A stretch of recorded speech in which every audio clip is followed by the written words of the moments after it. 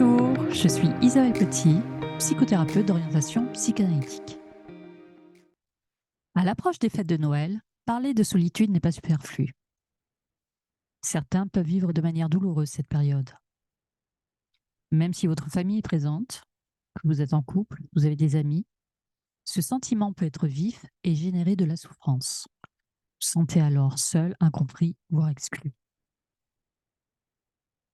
Faisons le point sur cet état d'être afin de comprendre d'où il vient, de quoi il participe et enfin à quel moment il est nécessaire d'être accompagné. C'est parti!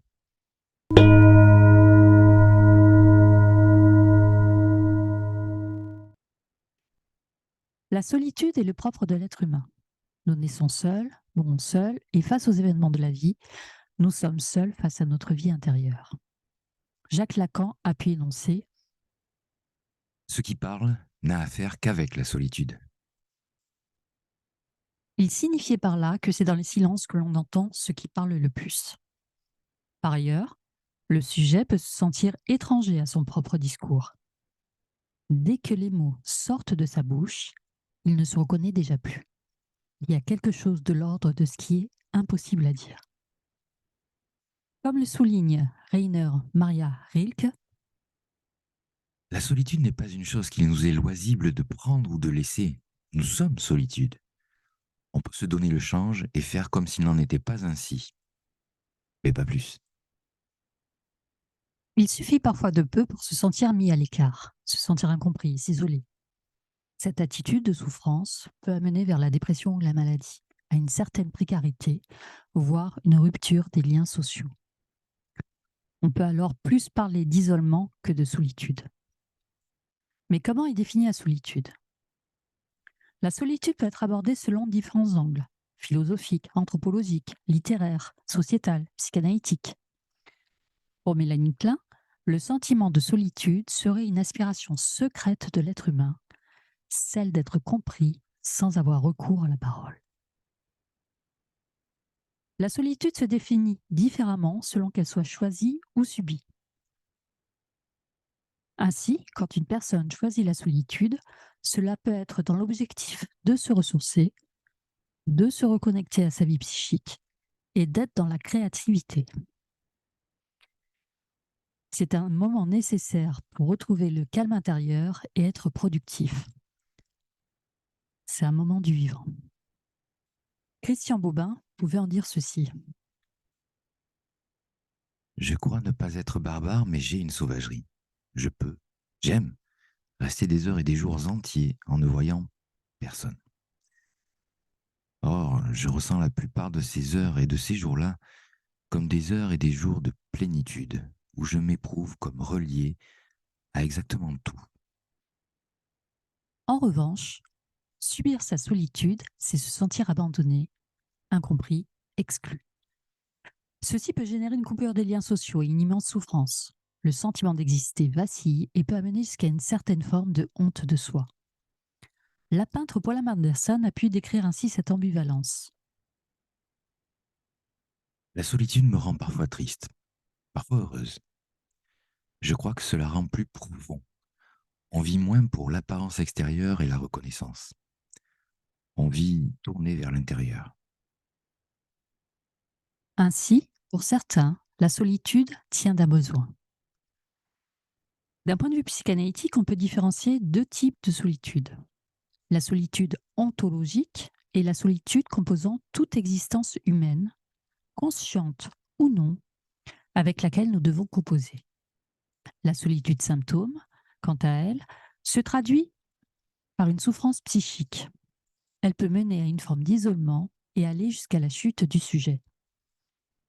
Ce qui fait peur dans l'autre, c'est-à-dire le père, la mère, la figure d'amour ou même le langage, c'est surtout qu'il pourrait partir, voire disparaître. En s'isolant, on évite ainsi d'être confronté à son absence, car elle est douloureuse. Paradoxe, c'est pour éviter d'être confronté à une personne aimée qui pourrait nous laisser seuls face à nous-mêmes que l'on s'isole. Christian Bobin en parlait ainsi. Une mauvaise solitude, noire, pesante. Une solitude d'abandon, où vous vous découvrez abandonné. Peut-être depuis toujours. Ce n'est pas celle que j'habite, et ce n'est pas dans celle-là que j'aime aller, même s'il m'est arrivé, comme tout un chacun, de la connaître. Pour Freud, la solitude s'origine dans la détresse du nourrisson. Les premières situations phobiques de l'enfant sont en effet l'obscurité et la solitude.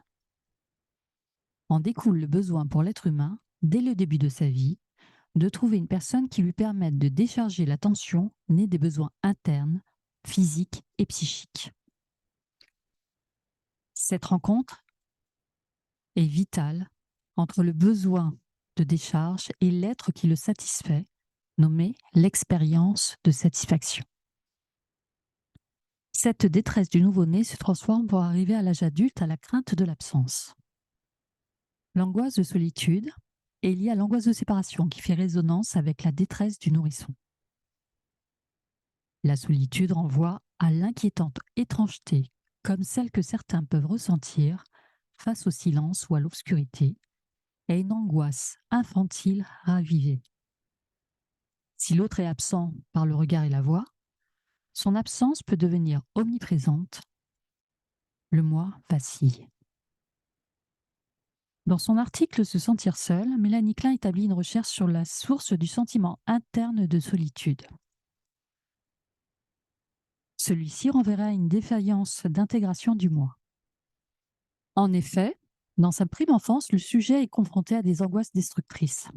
Celles-ci seront suivies d'angoisses dépressives. Tout le long de son existence, le sujet vivra cette alternance d'angoisse.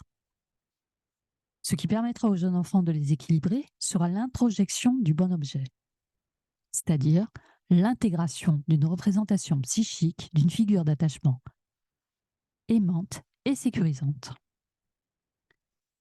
L'introjection du bon objet continuera également à équilibrer les angoisses à l'âge adulte. Dans son article « La capacité d'être seul », Winnicott renvoie à la sécurité interne liée à la capacité d'être seul, basée pour le bébé au paradoxe de la capacité d'être seul en présence de quelqu'un.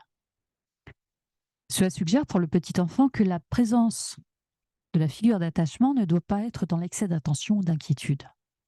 Si cette étape se fait dans de bonnes conditions, l'enfant grandira avec une forme de sécurité psychique, lui permettant de pouvoir être seul sans se sentir menacé. Quand le sujet a été marqué d'une carence, il ne souhaite plus y être tributaire de l'autre et il ne souhaite plus faire appel à lui pour l'aider. Il peut alors s'isoler et ne plus vouloir de contact avec l'autre. Il craint d'être laissé en plan. Aussi, si vous êtes en proie avec des angoisses massives, si vous avez le sentiment d'être isolé, incompris, exclu, il est sans doute nécessaire d'entamer un travail sur soi avec un professionnel. En effet, ce travail permettrait d'entrer en relation avec son inconscient pour fabriquer une nouvelle solitude, une nouvelle perception des choses. Celle-ci va permettre de construire de nouvelles fondations plus solides pour aller à la rencontre de l'autre. Je vous remercie de votre écoute et espère que ce point théorique vous a plu. N'hésitez pas à me faire part de vos questionnements et de vos remarques. Je vous répondrai avec plaisir. C'était Isabelle Petit. Nous nous retrouverons le 1er janvier pour un prochain podcast sur le désir. D'ici là, prenez bien soin de vous.